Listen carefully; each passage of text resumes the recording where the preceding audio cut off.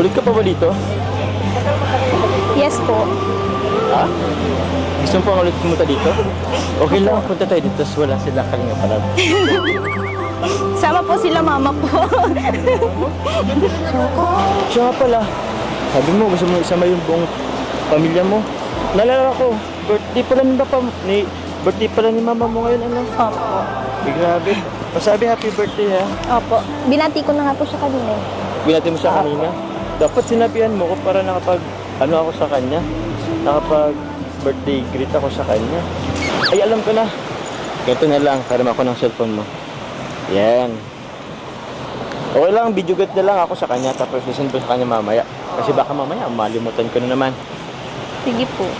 Hello po, Tita Cynthia. Happy birthday po.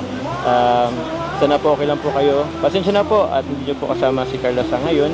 Pero yun po, happy birthday. And kung tatanungin nyo po kung okay si Carla, okay naman po siya.